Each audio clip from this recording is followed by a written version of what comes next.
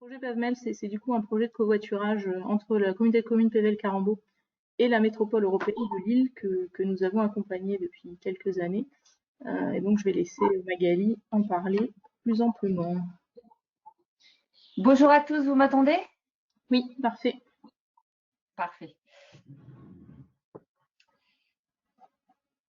Donc oui, tout à fait. Donc le projet PEVMED, je vais vous donner peut-être quelques éléments de contexte sur notre territoire. Donc Pével-Carambeau, on est une intercommunalité de 38 communes au sud de la métropole européenne de Lille, avec 97 000 habitants à peu près. Et on a jusque-là été en posture d'autorité organisatrice des mobilités sans avoir la compétence, puisque comme disait tout à l'heure le précédent intervenant, nous avons plutôt été dans l'intervention, comme vous allez le voir, et on a pris aujourd'hui la compétence mobilité. La slide suivante. Donc, on a 70% de nos actifs qui travaillent à l'extérieur du territoire. Et dans ces 84%, il y a 84% de ces 70% qui travaillent vers la métropole européenne de Lille. Le reste sur d'autres territoires comme le bassin minier, le Douaisis ou le Valenciennois. Et on a plus particulièrement des flux très importants vers le sud et l'est de la métropole qui engorge les axes structurants du territoire de façon redondante aux heures de pointe ces dernières années, avec un faible report modal de 7% sur des transports en commun qui pourtant existent, on verra après. Et on a également un flux interne à la communauté de communes, puisqu'on a 30% de nos actifs qui travaillent à l'intérieur même de l'intercommunalité, et c'est un phénomène qui s'accentue bien évidemment avec la crise sanitaire, le télétravail et les enjeux de développer aussi le télétravail et le coworking sur le territoire. Slide suivante, s'il te plaît. Donc, par rapport aux enjeux, on a une bonne desserte aujourd'hui ferroviaire sur le territoire vers les agglomérations, notamment vers la MEL, avec une attractivité intercommunale de ces gares qui vous emmène, comme vous le voyez, entre 10 et 20 minutes vers Lille Centre, ou de l'autre côté, on peut aller d'Austricourt à Douai en 6 minutes, d'Orchy à Valenciennes en 20 minutes. Voilà, on a vraiment des bonnes dessertes avec des passages de train assez réguliers. De l'accessibilité a vite été vue comme un enjeu au niveau de ces gares, notamment au niveau de l'intermodalité et du fait de connecter aussi ces gares à certaines dessertes en bus, puisque ce n'était pas forcément le cas. Je pense notamment à la commune d'Austricourt qui avait une gare qui était à 15 minutes à pied de l'arrêt de bus le plus proche, et donc il n'y avait aucun bus de connecté à la gare, donc ce qu'on a un petit peu travaillé ces dernières années. Justement, par rapport au bus, c'est la slide suivante, on a vraiment une organisation radiale des bus qui vont sud-nord et vers la métropole, et qui donc sont pas vraiment concurrentiels à la voiture, puisqu'ils empruntent les mêmes bouchons finalement que la voiture particulière. Un déficit de communication et d'image, puisqu'on a aussi 75% des usagers qui sont des scolaires au niveau des bus. Et on a des alternatives aujourd'hui Est-Ouest, qui sont les navettes Pével, j'en parlerai après, mais sur des navettes de rabattement justement qu'on a mis en place grâce à la région autour des gares en fait du territoire après leur aménagement. Donc, par rapport à la stratégie qui a été développée, donc vous voyez, par rapport à ces éléments un peu de constat, hein, on a une bonne desserte, notamment en train du territoire, mais il faut développer l'intermodalité. Donc, on a développé avec la région qui était jusque-là autorité organisatrice des mobilités, pardon, sur le territoire, des navettes de rabattement qui concernent les communes où il y a le plus d'utilisateurs et d'abonnés en fait des gares concernées, et qui vient desservir ces gares gratuitement, puisque c'est Pével-Carambeau qui prend en charge les entrées dans les bus. Donc en fait, c'est la région qui met en place et qui prend en charge les investissements et le fonctionnement des navettes, et c'est Pével-Carambeau qui prend en charge les entrées pour la gratuité des utilisateurs. vers ces gares. On a aménagé les pôles d'échange de Tempelhof, Orchies, Falampin et encore Ostricourt pour à la fois ouvrir ces gares à 360 degrés vers des quartiers qui n'étaient pas du tout connectés à la gare, mais aussi on les a aménagés pour faire venir des bus en site propre au niveau des gares, ce qui n'était pas le cas du tout à l'époque, avant les aménagements. Faire venir aussi des voies cyclables, des pistes cyclables, et faire venir aussi tous les stationnements dédiés, notamment aux vélos ou aux vélos électriques. On a également travaillé sur avec la région sur la refonte un petit peu du réseau arc-en-ciel, et on travaille bien évidemment avec nos territoires voisins sur le franchissement des frontières. On travaille également sur l'amélioration de l'accessibilité vers la MEL en site propre, notamment par la requalification d'une ligne qui s'appelle une ligne Ascorchi, où on n'a pas encore aujourd'hui les validations politiques, mais l'idée étant de reprendre un faisceau d'une ancienne ligne ferroviaire qui a été abandonnée et de pouvoir le faire sortir vers des zones d'activité importantes au sud de la MEL, notamment la Haute-Borne, pour laquelle Iviatic est aujourd'hui mandataire d'une étude de plan de déplacement d'entreprise, justement, et qui nous a aidé aussi à nous donner quelques chiffres pour alimenter cette étude de la ligne Ascorchi. Et vraiment de faire en sorte d'avoir cette ligne rapide entre notre territoire et les zones d'activité de la MEL pour aller rejoindre derrière un autre pôle multimodal qui est le pôle 4 cantons. Le développement également des mobilités alternatives, puisqu'on a voté et on est en train de mettre en place le schéma cyclable de Pével-Carembault, la promotion du télétravail et du coworking et l'organisation du covoiturage. Je vais en parler par la suite, effectivement, par rapport au projet PEVMEL. Et enfin, on travaille également faiblement, mais voilà, on n'a pas pu investir tous les champs d'un seul coup. On commence à travailler également avec les entreprises de notre territoire par rapport à l'amélioration des desserts de la zone d'activité, notamment par aussi le passage de ces lignes de rabattement PEVMEL qui avaient jusque-là des horaires réguliers le matin, le midi et le soir par rapport au train, qui passent par des zones d'entreprise et qui ont été élargies à du transport à la demande en journée pour pouvoir justement permettre d'autres déplacements, toujours vers la gare, mais qui peuvent également concerner des zones d'activité sur notre territoire.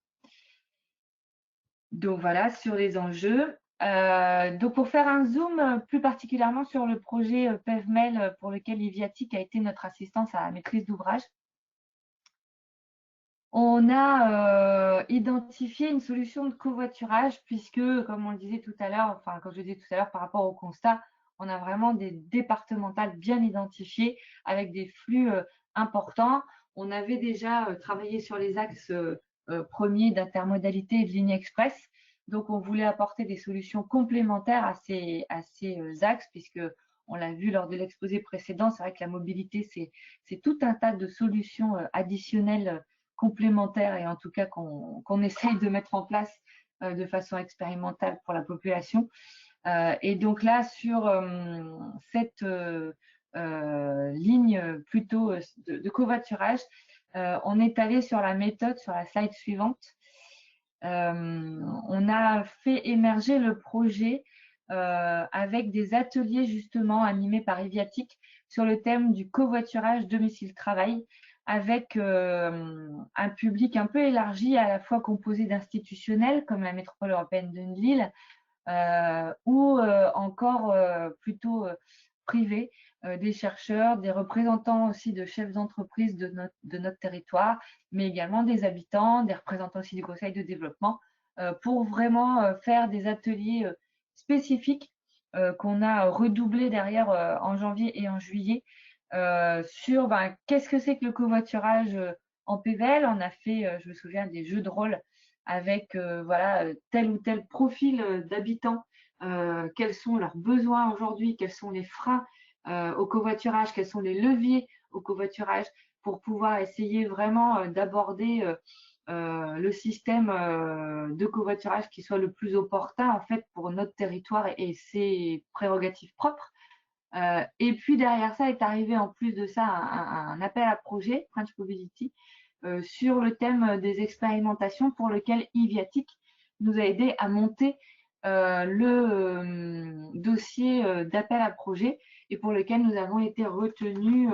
pour le plan de financement de cette opération. Donc sur la slide suivante, par rapport à l'identité vraiment du projet PEVMEL, on est sur l'idée de développer une offre de ligne de covoiturage entre la MEL et la PEVEL Carambeau avec un parcours intégré. L'idée étant de viser une présentation unique des offres existantes sur le territoire, de faire également une animation mutualisée entre les différentes autorités organisatrices et les opérateurs et de faire également une étude de faisabilité pour inciter nos partenaires, notamment l'État, à développer du covoiturage aussi et des voies réservées sur les autoroutes et notamment la 1 sur un calendrier post-2020 bon, qui a été un petit peu, vous vous en doutez, freiné à cause de la crise. Et donc avec un substrat même qui a été vraiment au sein du projet, qui est la mise en œuvre d'une gouvernance qui soit assez intéressante entre la MEL avec qui on a délibéré sur une délibération de coopération justement sur ce thème de la mobilité et en particulier sur ce projet-là, mais qui peut être ouvert à d'autres projets, avec Hauts-de-France Mobilité, Ilevia aussi, dans les différents partenaires. Et donc, Iviatic nous a aidé à orchestrer un petit peu toute cette gouvernance. Sur le slide suivant, donc le projet nous a amené également à un volet aménagement. Donc, on est passé vraiment de 0 place à 172 places de covoiturage. Donc, on a fait en fait à la fois des aires un petit peu plus conséquentes sur des ronds-points et des embranchements, notamment les embranchements d'autoroute, mais également quelques petites stations de 2 places à 4 places en fonction des communes, sur des endroits où il y a vraiment convergence de flux le matin et le soir. On pense notamment au parking de centre-ville avec les écoles, avec voilà, vraiment des moments où on a pas mal de flux qui convergent puis qui repartent et où on s'est dit, à ces endroits-là, il y a forcément des gens qui repartent au même endroit. Et donc, pourquoi pas essayer de capter ces gens pour qu'ils laissent quelques voitures et qu'ils partent ensemble. Et puis, on a eu également la collaboration de certaines enseignes commerciales, comme le Leclerc de Templeuve ou le Match de Cisoing. Donc, ensuite, sur la slide suivante, donc on avait un volet aménagement, un volet également animation et incitation, puisque l'idée du projet, c'était d'avoir de l'animation à la fois en amont, c'est-à-dire avec nos habitants, mais également en aval, c'est-à-dire dans les zones d'activité de la MEL. Donc, sur cette première diapo, on est vraiment en amont. L'idée, c'était de faire du speed dating du covoiturage. On a invité à rencontrer les voisins. Et puis, on a eu quelques ateliers du coup sur le territoire avec des gens qui se sont rencontrés. Je pense à une commune comme Bachy, par exemple, où des gens se sont rencontrés, habitaient vraiment l'un à côté de l'autre et sans le savoir, travaillaient à Roubaix à 50 mètres l'un de l'autre et donc se sont échangés leurs coordonnées pour covoiturer. Et donc, le fait que ce soit institutionnalisé avec vraiment la communauté de communes qui aussi pilote un petit peu le projet, donne aussi confiance, lève un petit peu les freins de la sécurité, de dire avec qui je vais covoiturer, finalement je vais covoiturer avec un voisin, ça limite un petit peu les risques. Voilà, on a essayé de miser un petit peu sur ces leviers-là. Et puis, on a eu tout un tas d'opérations de communication avec des distributions de flyers dans les braderies, dans des ronds-points aussi avec des flux importants. On a également installé des banderoles de façon flash sur certains ronds-points. On a également eu des relais dans les écoles, dans les centres aérés, des articles de presse évidemment, et puis des scopes un petit peu dans les radios locales. Et donc sur également les animations en aval, on a eu avec le prestataire aussi de Hauts-de-France Mobilité, Mobicoupe, pas mal de présentations sur l'outil, puisqu'on a eu un volet, comme on disait, animation, un volet aménagement, puis également un outil numérique, puisque l'outil numérique qui permet de faire en sorte que ces lignes existent et de fédérer tout ça, c'est l'outil Passe-Passe Covoiturage, mis en place par Hauts-de-France Mobilité, avec une communauté un peu particulière qui s'appelle PEVMEL. Et donc, l'outil PEVMEL permet vraiment aux personnes de s'inscrire sur ce site et de rencontrer des covoitureurs qui parcourent les mêmes trajets. Et donc, pour ce faire, Mobicoupe, le prestataire de France Mobilité, est venu aussi expliquer pas mal le concept dans nos différents ateliers sur notre territoire, mais également dans certaines entreprises et zones d'activité de la métropole européenne de Lille. C'est ce qu'on voit dans la diapo suivante, puisque hors territoire, on a eu donc ces différentes animations, notamment dans la Haute-Borne, dans le CRT de Léquin, dans la centrale aussi d'Auchan. Mais également la déclinaison de l'identité passe-passe PEVMEL sur des points d'arrêt, notamment des arrêts de bus côté de la MEL, et puis aussi des aires de covoiturage aussi dédiées côté MEL, mais qui sont sur ces mêmes trajets de lignes virtuelles de covoiturage. Voilà, donc pour résumer, un outil numérique unique, passe-passe PEVMEL, des aménagements à la fois sur le territoire de la Belle Carambou, mais également sur le territoire de la MEL, des animations et de l'incitation sur les deux territoires également, et puis une gouvernance qui a été mise en place tout le long du projet, à la fois pour mettre en place ce projet, mais également aujourd'hui à ce stade pour l'évaluer, puisque nous sommes aujourd'hui dans une étape d'évaluation du dispositif et de rendre compte un petit peu, notamment par rapport à l'appel à projet French Mobility et à l'ADEME, rendre compte un petit peu de l'effet un petit peu levier de cette action. Voilà, donc sur les innovations vraiment apportées par le projet, on a vraiment cette idée d'avoir des stations, d'avoir ces stations, comme je disais, sur des petites places, mais vraiment beaucoup ancrées sur le territoire, avec beaucoup de communes en fait concernées et impliquées dans le dispositif de ce fait, et pas juste des grosses aires en fait de covoiturage sur le territoire. Mais aussi sur les pôles d'échange, puisqu'on a évidemment mis du parking dédié au covoiturage sur les pôles d'échange, avec l'idée aussi de pouvoir prendre le train si jamais un covoitureur fait faux bond dans la journée. Et puis aussi sur vraiment l'innovation, le travail sur l'interopérabilité entre les deux outils de covoiturage, puisque oui, rien n'est évident.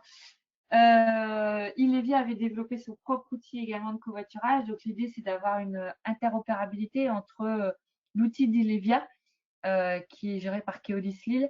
et l'outil Passe-Passe PEVMEL, qui est géré par Hauts-de-France Mobilité, et de faire en sorte qu'un habitant finalement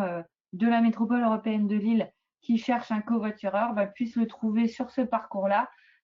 chez nous, puisqu'on peut avoir un habitant d'Envelin, par exemple, chez nous,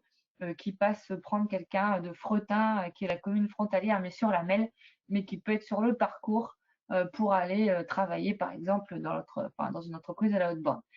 Voilà, donc ça, c'est un peu l'idée de l'interopérabilité, l'idée de l'innovation. Et enfin, une barrière également de station de covoiturage sur le pôle d'échange d'Orchy, qui est en cours de mise en œuvre, avec une innovation, puisqu'on a 2 poussoirs, en fait, à droite et à gauche pour pouvoir lever la barrière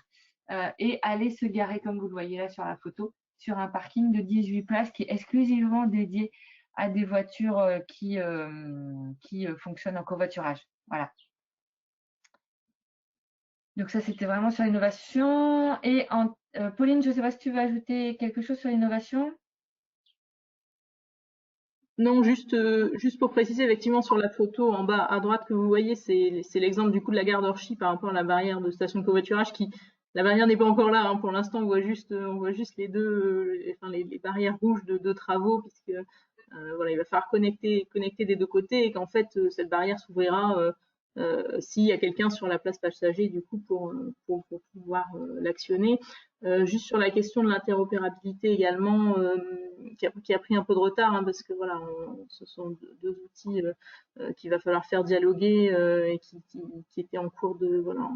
en cours d'évolution l'un et l'autre, que ce soit du côté d'Hauts-de-France Mobilité qui a une deuxième version de son site, ou du côté d'Ilevia, où Ilevia, il y a à la fois le site Ilevia et le site Ilevia Covoiturage, et donc voilà, il faut déjà qu'ils intègrent dans leur calculateur d'itinéraire Ilevia Covoiturage avant qu'on puisse envisager de faire dialoguer les deux plateformes, mais de pouvoir voilà, avoir vraiment, si quelqu'un dépose une offre sur Ilevia Covoiturage, qu'on puisse, enfin une offre au sein de la communauté PavMail, qu'on puisse aussi la retrouver sur Passe-Passe Covoiturage, le côté de France Mobilité, sans nécessairement qu'il y ait à rentrer deux annonces sur les deux sites. Hein. C'est vraiment ça, c'était vraiment ça l'objectif. Voilà, donc Magali, si tu veux reprendre sur. Attends, si la slide veut bien. Voilà. Voilà, donc effectivement, l'innovation est également apportée en termes de gouvernance, puisque quand on a commencé ce projet, on n'avait pas la compétence mobilité. Et donc, c'est l'idée vraiment d'avoir une gouvernance entre une grosse métropole avec laquelle on a quand même, vous l'avez vu, vraiment beaucoup d'interactions en termes de mobilité et notre petite communauté de communes et d'avoir vraiment le partenariat du coup de cette mobilité avec la métropole, l'accès de communes, le syndicat aussi Hauts-de-France Mobilité qui est à l'échelle lui régionale, l'opérateur de la MEL à côté, Ilevia qui a également participé à ce projet et qui participe encore activement aujourd'hui et vraiment d'avoir cette gouvernance autour d'une offre de covoiturage pour unifier vraiment, comme le disait Pauline, hein, l'outil à destination des usagers. L'idée, c'est vraiment d'essayer de faire tomber ces frontières institutionnelles et que ce soit, pour lesquelles l'usager, lui, il s'en fout de savoir est-ce que c'est l'outil de la MEL, est-ce que c'est l'outil de l'appel Carambeau, est-ce que c'est l'outil de la région. L'outil, c'est vraiment d'essayer de lui parler, d'avoir une communication. PevMail, ben, c'est simple, hein, c'est PVL vers la mail. C'est vraiment d'avoir cette gouvernance pour essayer que chacun se mette d'accord aussi, pas s'oublie, mais presque, c'est-à-dire vraiment de réfléchir sur ce qui est le plus simple pour l'usager. Voilà, et ce qui permet de faire tomber un petit peu ces différentes frontières qui parfois sont un peu difficiles à franchir au niveau institutionnel. Distribution aussi et démultiplication de l'animation dans les réseaux des différents partenaires, communes, entreprises, puisque vous l'avez vu, nous, on a plutôt ciblé les habitants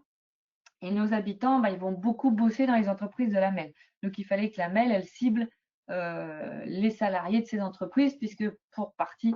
c'est nos habitants.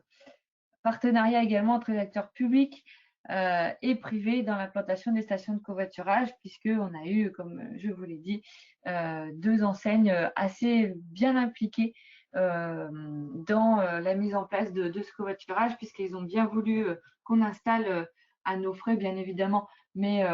des stations de covoiturage sur leur parking et qu'on profite également de leur magasin et de leur outil de communication.